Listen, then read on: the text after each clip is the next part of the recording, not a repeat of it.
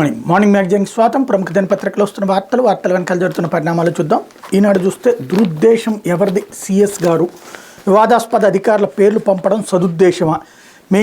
మేము చేసేది చేసేస్తాం, మా ఇష్టానుసారం ప్రవర్తిస్తాం, అధికార పార్టీకి కొమ్ము కాస్తాం, అయినా మీరెవరు మమ్మల్ని ప్రశ్నించడానికి అన్నట్టుంది రాష్ట్ర ప్రభుత్వ ప్రధాన కార్యదర్శి కేఎస్ జవహర్ రెడ్డి తీరు. తాజాగా ఎన్నికల సంఘం బదిలీ చేసిన కొన్ని జిల్లాల ఎస్పీల స్థానంలో మళ్లీ వివాదాస్పద అధికారుల పేర్లను సిఎస్ ప్రతిపాదించడం, వారిని జిల్లా ఎస్పీలుగా ఈసీ నియమించడంపై శుక్రవారం ఈనాడులో వీళ్ళ కొత్త ఎస్పీలు శీర్షికన వచ్చిన కథనంపై సిఎస్ ఉలిక్కిపడ్డారు. దాన్ని ఖండిస్తూ సుదీర్ఘ వివరణిస్తూ శుక్రవారం లేఖ విడుదల చేశారు. అలాంటి కథనాల వల్ల అధికారులు విశ్వాసం సన్నగిలుతుందని, నైతిక స్థైర్యం దెబ్బతింటుందని, ప్రజాస్వామ్య వ్యవస్థకి అది ప్రమాదమని తెగ బాధపడిపోయారు. ఈనాడు కథనానికి దురుద్దేశాలను ఆపాదించేందుకు ప్రయత్నించారు. పైగా ఎన్నికల సంఘం నిర్ణయాన్ని ఎలా ప్రశ్నిస్తారంటూ పసలైన వాదన తెరపైకి తెచ్చారు. సిఎస్ విడుదల చేసిన ఆ లేఖను లోతుగా పరిశీలిస్తే ఆయన వాదనలోని డొల్లతనం బయటపడుతుంది అంటూ ఒకప్పుడు ఎన్టీ రామారావు చంద్రబాబు నాయుడు పార్టీని తీసుకుంటున్నటువంటి సందర్భంలో ఆయన మాట్లాడితే చంద్రబాబు తరపున ఈనాడే జడ్జిమెంట్ ఇచ్చేస్తూ ఉండేది, ఆయన వెర్షను ఈయన వెర్షన్ అనేసి. మళ్ళీ ఇప్పుడు ఇన్నేళ్ల తర్వాత ఆనాడు రాజకీయ సంక్షోభంలో ఎన్టీఆర్ని గద్దెదించి చంద్రబాబు నాయుడిని పైకెక్కించడం కోసం ఎలాంటి ప్రయత్నం అయితే చేస్తుందో, ఇన్ని సంవత్సరాల తర్వాత ఈనాడు చంద్రబాబుని మళ్ళీ అధికారంలోకి తీసుకురావడానికి, జగన్ని తొక్కడానికి అన్ని రకాలైనటువంటి ప్రయత్నాలు, అంటే బరితెగించిన జర్నలిజం, నీచ జర్నలిజం, నికృష్టమైనటువంటి జర్నలిజం ప్రారంభించింది. అదేంటి అంటే తామేదో వ్యవస్థలతో పోరాడుతున్నట్టుగా. ఐఏఎస్లు ఐపీఎస్లు అనేటువంటి వాళ్ళు ఐఆర్ఎస్లు ఐపీఎస్లు వీళ్ళిద్దరూ కూడా ఐఆర్ఎస్లు అయిపోయారు. ఎస్, కరెక్టే. చంద్రబాబు నాయుడు ఉన్నప్పుడు అంతే ఉంటారు. ప్రభుత్వంలో ఎవరుంటే ఆడుకుంటారు. ఇప్పుడు కేసీఆర్ వెనకాల ఉండట్లేదా? ఇప్పుడు రేవంత్ వెనకాల ఉండట్లేదా? ఏ ప్రభుత్వం అధికారంలో ఉంటే వాళ్ళు ఆ పని చేస్తారు. ప్రవీణ్ ప్రకాష్ చిన్న ఎగ్జాంపుల్. ఇదివరకు చంద్రబాబు నాయుడు ఉన్నప్పుడే కదా రోడ్ల విస్తరణ వివాదాస్పదమైంది. ఆయన ఆ కారణంగా మెయిన్ స్ట్రీమ్ ఉద్యోగాలే కోల్పోయాడే. మరి అదే ప్రవీణ్ ప్రకాష్ ఇప్పుడు ఎడ్యుకేషన్ సిస్టమ్ని జగన్ తీసుకొచ్చినటువంటి సందర్భంలో దాన్ని ఊరువాడ బాగు చేసే ప్రయత్నం చేస్తున్నాడు. ఇప్పుడు ప్రవీణ్ ప్రకాష్ వివాదాస్పదుడు. ఎందుకు? జగన్ చెప్పిన పని చేస్తున్నాడు. జగన్ ఎందుకు చెప్పాడు? ఆయన పర్సనల్ పని చెప్పాడా? ముఖ్యమంత్రి హోదా. అంటే ఇప్పుడు ఐఏఎస్లు ఐపీఎస్లు ఎట్లా ఉండాలంటే జగన్ వచ్చిన తర్వాత కూడా వ్యతిరేకించి జగన్ని ఏ పని చేయనీయకుండా అడ్డుపడతా ఉండాలి. అప్పుడు వాళ్ళు నిజాయితీతో కూడినటువంటి అధికారులు. అదే చంద్రబాబు నాయుడు వచ్చినప్పుడైతే ఇసుకని ఉచితం అని చెప్పేసి వదిలేసినా సరే, అవును సార్ మీరు సూపర్గా చేస్తున్నారు సార్ అని చెప్పాలి. అట్లాగే వైన్ షాపుల పక్కనే పర్మిట్ రూములు ఓపెన్ చేసి మినీ బార్లు ఓపెన్ చేస్తే అవును సార్ అని చెప్పి ఐపీఎస్ ఎక్సైజ్ ఐపీఎస్ చెప్పాలి. అట్లా చెప్పేటటువంటి వాడు చిత్తశుద్ధితో ఉన్నటువంటి వాడు. అలా కనుక జగన్కి చేస్తే వాడు దుర్మార్గుడు. వాడు అని ఎందుకు అనాల్సి వస్తుందంటే ఇప్పుడు వాళ్ళు వాడుతున్నటువంటి భాష ఆ తరహాలో.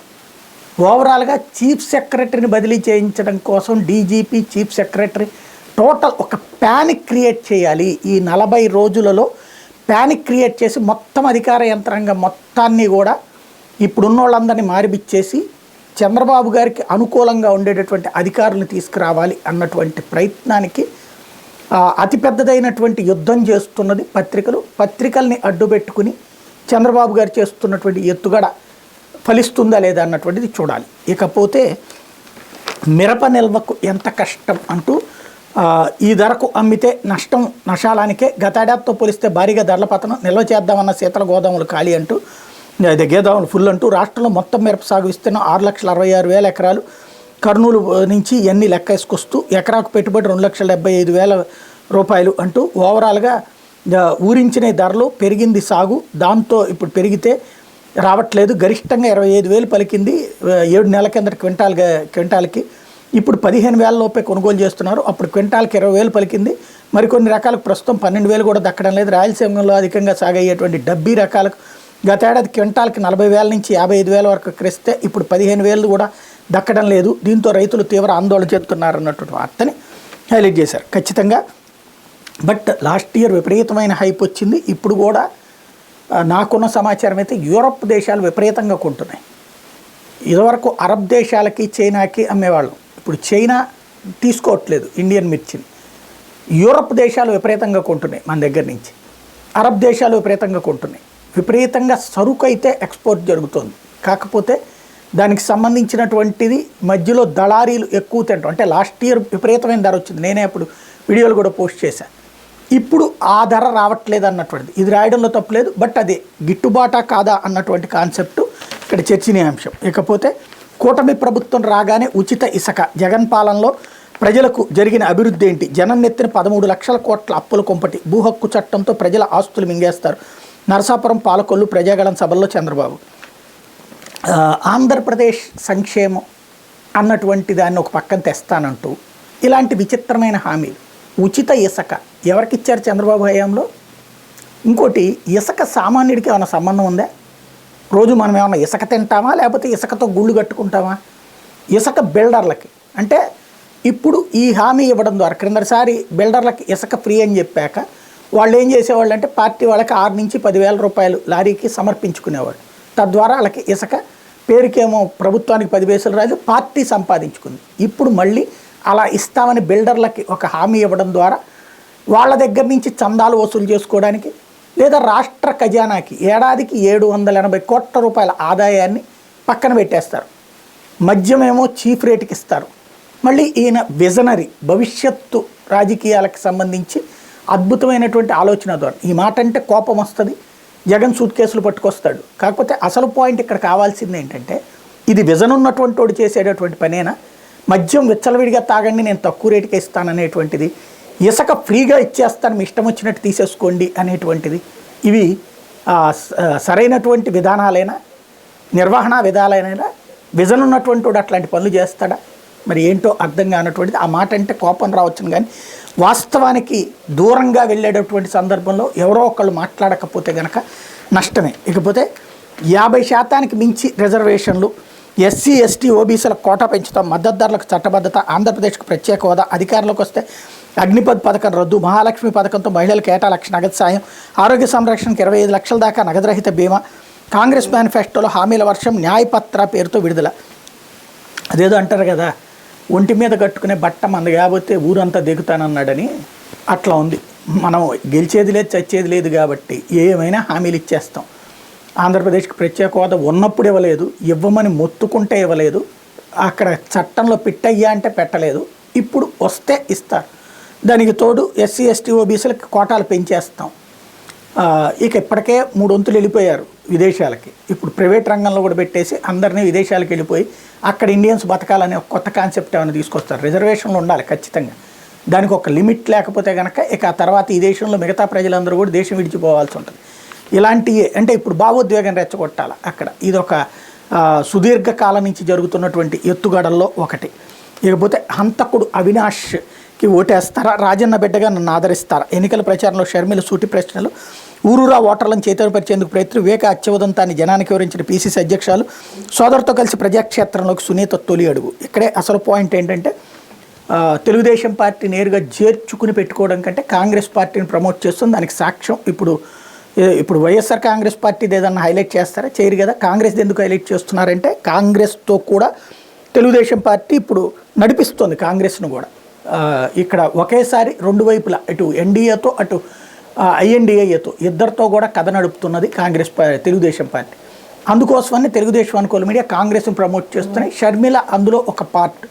అయితే పాయింట్ ఏంటంటే, షర్మిల చెప్పాల్సినటువంటి పాయింట్, అన్నే హంతకుడు అవినాశి హంతకుడు అన్నప్పుడు 2019లో ఎన్నికల్లో ఎందుకు పోటీ చేయలేదు? తన బాబాయ్ అడిగినప్పుడు బాబాయ్ అడిగాడు, ఈ లోపు చనిపోయాడు. మరి 2019లో తనే పోటీ చేయాలి. అప్పుడు ఏ పార్టీ అక్కర్లేదు, ఇండిపెండెంట్గా పోటీ చేయాలి, లేకపోతే సునీతను ముందు పెట్టి పోటీ చేయాలి కదా.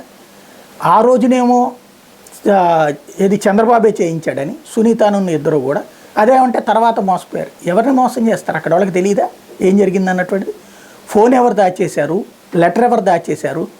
ఆ తర్వాతన అవినాష్ రెడ్డిని అక్కడికి వెళ్ళమని చెప్పింది సునీత ఎందుకు? మర్డర్ అని తెలిసాక కూడా అవినాష్ వెళ్ళన్నా నీకు అక్కడ ఏదో నాన్నకు పడిపోయాడంట అని చెప్పింది ఎప్పుడు, ఎందుకు? అలాగే ఇప్పటికీ కూడా పెళ్లి చేసుకున్నాడు, 2వ పెళ్లి అన్నటువంటి విషయాన్ని ఎందుకు దాచేస్తున్నారు? ఒక్కరోజు కూడా అది నోరు మీద పట్ల. వాళ్ళ నాన్న 2వ పెళ్లి గురించి, సునీత నాన్న 2వ పెళ్లి గురించి, వాళ్ళకు పుట్టిన బిడ్డ గురించి, ఆవిడ ఆస్తి అడిగింది అన్నటువంటి దాని గురించి, ఆవిడకి రాసిచ్చిన ఇంటిని లాక్కుని తన్ని తరిమేశారు అన్నటువంటి గురించి మాట్లాడట్లేదు. దాన్ని బట్టి అక్కడ ఏది దాస్తున్నారు, ఏది తెస్తున్నారు అన్నటువంటిది స్పష్టంగా అర్థమవుతుంది. కాకపోతే ఇక్కడ ప్రజలకి ఒక సెంటిమెంట్ని రగిలించేటటువంటి యత్నం కాబట్టి ఎంతవరకు సక్సెస్ అవుతుందంటే, నిజం కంటే కూడా అబద్ధం ఎక్కువగా వేగంగా వెళ్తుంది కాబట్టి ఆ విధమైనటువంటి ప్రయత్నాన్నే చేసుకొస్తున్నారు. ఇకపోతే సాక్షి వచ్చేటప్పటికి చంద్రబాబు కోసం బరి తెగించద్దు, పచ్చమందకు ఐఏఎస్ ఐపీఎస్ అధికారుల వార్నింగ్. ఈనాడు ఆంధ్రజ్యోతి హద్దులు మీరుతున్నాయి, ఆ పార్టీల నేతలు నోటుకొచ్చినట్టు వాగుతున్నారు. దీన్ని తీవ్రంగా ఖండిస్తున్నాం. ఈసీకి ఇప్పటికే ఫిర్యాదు చేసాం, అందరిపైన చట్టపరంగా చర్యలు తీసుకుంటాం. వీళ్ళ ఐపీఎస్ల కథనంపై మండిపడ్డ చీఫ్ సెక్రటరీ పరువు నష్టం చర్యలు తీసుకుంటాం స్పష్టీకరణ. తమ కౌంటర్ను ఈనాడు బ్యానర్గా వేయాలని డిమాండ్. ఎల్లో మీడియా అడ్డగోలు కథనాలపై ఐఏఎస్ ఐపీఎస్ల అసంతృప్తి. ఒక వర్గానికి కొమ్ము కాస్తారా పౌర సంఘాల ధ్వజం. రామోజీ పచ్చ మీడియా రాతలపై ఈసీ ప్రెస్ కౌన్సిల్కి ఫిర్యాదు. ఈసీ నియామకాలపైన ఎందుకు అక్కస్సు. ఎస్పీలను ఈసీ బదిలీ చేస్తే ఆహా ఓహో అని పొగడతలు. అదే ఈసీ కొత్త ఎస్పీలు నియమిస్తే మాత్రం దుష్ప్రచారం. ఈసీ రాజ్యాంగబద్ధ సంస్థ, రామోజీ జేబు సంస్థ కాదు. ఒక్కో పోస్టుకి 3 పేర్లతో జాబితా పంపిన సీఎస్ ఆ జాబితాను పరిశీలించి ఎస్పీలను నియమించిన ఈసీ అంటూ ఓవరాల్గా ఇందులో ఒకటి మాత్రం అతి తెలివితేటలతో రాసింది. నోటికొచ్చినట్టు వాగుతున్నారు అని పదం ఎక్కడా వాడలేదు. అది వీళ్ళ అత్యుత్సాహపు వ్యవహారం అనమాట. ఓవరాల్గా ఐఏఎస్లు ఐపీఎస్ల సంఘంతో పాటుగా ఇటు వీళ్ళు డైరెక్ట్గా వేసినటువంటి ప్రశ్నలు. లేకపోతే మా కోసం వచ్చాడు మా నాయకుడు అంటూ దేశ రాజకీయ చరిత్రలో అరుదైన ఘట్టాలకు వేదికగా మేమంతా సిద్ధం బస్సు యాత్ర. 5 ఏళ్లు తమ కాపు కాచిన సీఎం జగన్కు ఊరూరా అడుగడుగున జననీరాజనం. జననేతను చూసేందుకు కరచాలనం, మాట కలిపేందుకు ఫోటోల కోసం ఆరాటం. మండు టెండల్లోనూ గంటల తరబడి రోడ్డుపై జననేత కోసం ఓపికగా నిరీక్షణ.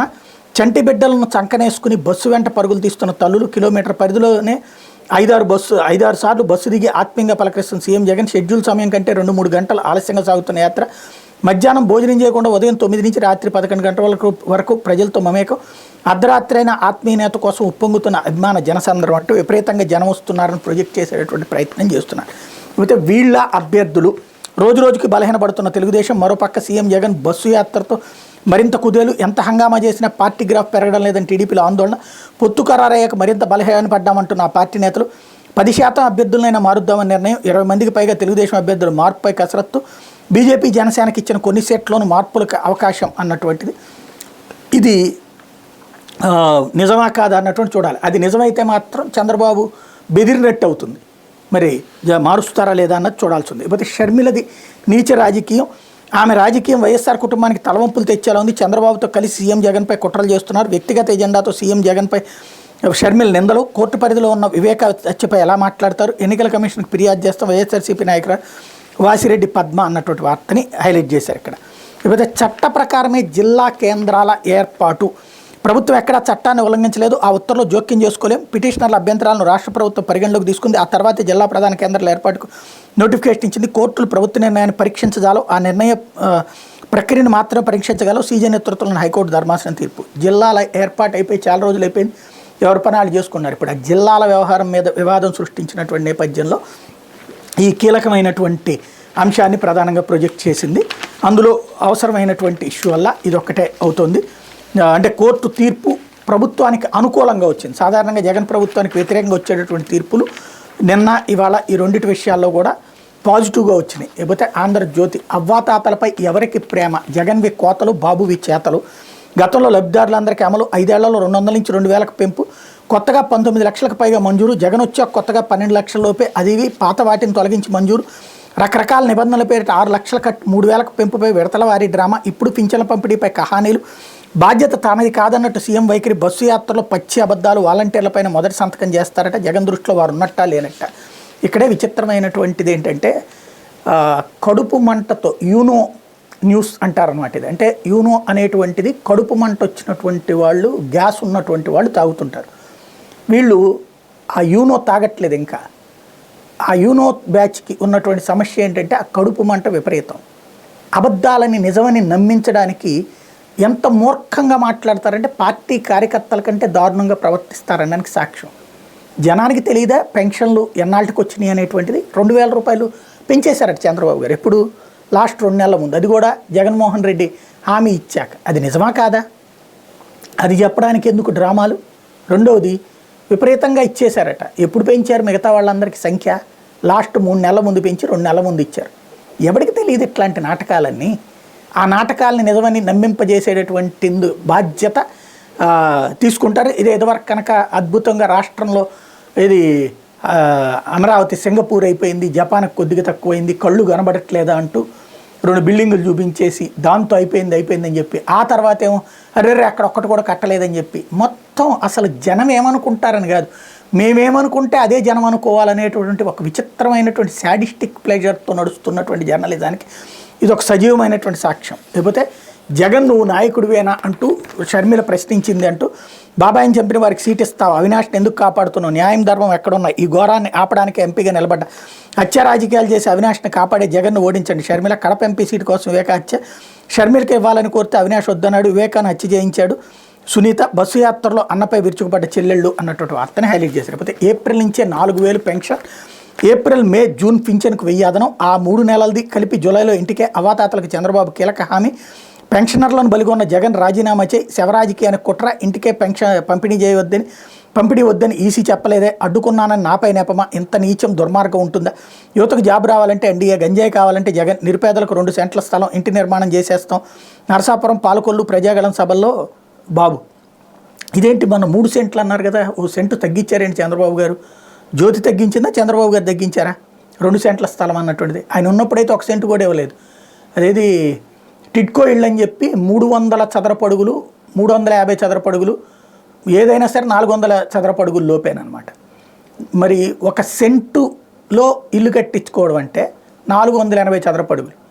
అలాగే పల్లెటూళ్ళల్లో సెంటున్నర అంటే దాదాపుగా 600 పైచిలుకు చదరపు అడుగులు. మరి చంద్రబాబు గారు అప్పుడు కట్టించిందేమో 300, 350, 400. ఇప్పుడు వచ్చేటప్పటికి ఎక్కువ ఇస్తామంటారు. అది కూడా ఆ రోజున ఇండివిజువల్గా ఇచ్చారు ఎవరికైనా స్థలాలు, నథింగ్, అన్ని టిట్కోలే, అది కూడా వాళ్ళ పేరుతో లక్షలు తీసుకుని. ఇప్పుడు 3 సెంట్లు అన్నారు, మళ్ళీ 2 సెంట్లకు ఎందుకు తగ్గించారో తెలియలేదు. ఇంటి నిర్మాణం చేసేస్తామని చెప్పేసి ఇప్పుడు కడుతున్నది అయ్యే కదా.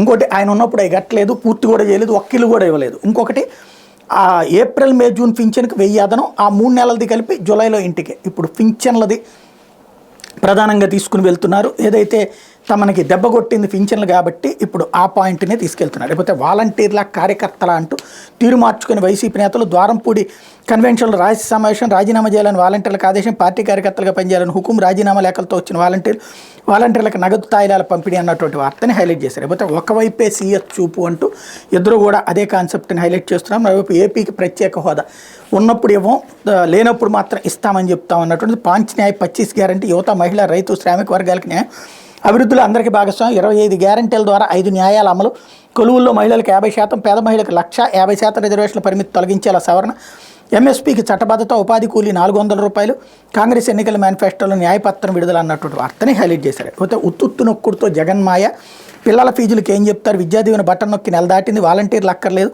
పడితే నేరుగా ఖాతాల్లోకే, ఇప్పటికీ తల్లిదండ్రులకు చేరని దీవెన నగదు, నిధులు లేకుండానే బటన్ నొక్కి వదిలేసిన వైనం, 90% మందికి అందని ఫీజులు, కోడ్ అంటూ అధికారులు అడ్డగోలు సాకులు అంటూ. మరోవైపు ఇన్పుట్ సబ్సిడీకి ఉత్తుత్తు నొక్కుడు, కోడికి 10 రోజుల ముందు నొక్కిన సీఎం, ఇప్పుడు ఈసీ అనుమతిస్తేనే చెల్లింపులట, అస్మదీయ కాంట్రాక్టుల కోసం ఖజానా ఖాళీ, ఆ విషయం దాచి విపత్తు రైతులకు మోసం, 20 రోజులుగా తిరుగుతున్న బాధితులు పోలింగ్ ముందు ఖాతాల్లోకి వేసే వ్యూహం, జగన్ ఓటు ఎత్తుగడలతో రైతులకు అవస్థలు అంటూ హైలైట్ చేసుకొచ్చారు. ఇకపోతే చట్ట నిబంధనలకు లోబడే జిల్లా కేంద్రాలు అభ్యంతరాలు పరిగణించిన తర్వాత తుది నోటిఫికేషన్, ప్రభుత్వ ఉత్తర్వులో జోక్యం చేసుకోలేమన్న ధర్మాసనం. ఇది జగన్కి అనుకూలంగా వచ్చింది కదా తీర్పు, జిల్లాల ఏర్పాటు అంశం. దాన్ని వెనక పేజీలో అదేంటో కూడా అర్థం కాకుండా ఓ చిన్న ముక్క రాశారనమాట. జిల్లాల ఏర్పాటుని ఆపేయాలన్నటువంటి పిటిషన్ని కొట్టేస్తూ ప్రభుత్వం చట్టబద్ధంగానే చేసింది అన్నదాన్ని పక్క తీసుకుంది. అదే గనక చట్టవిరుద్ధంగా చేసింది అని ఉంటే అది బ్యానర్ హెడ్డింగ్ అయి ఉండేది. జగన్కి వ్యతిరేకంగా వస్తే ఫ్రంట్ పేజీ బ్యానర్ అవుతుంది, అనుకూలంగా వస్తే కనుక పక్కకి తప్పించేటటువంటి ప్రయత్నం అవుతుంది. ఇది దినపత్రిక వచ్చినటువంటి వార్తలు వెనకాల జరుగుతున్న పరిణామాలు.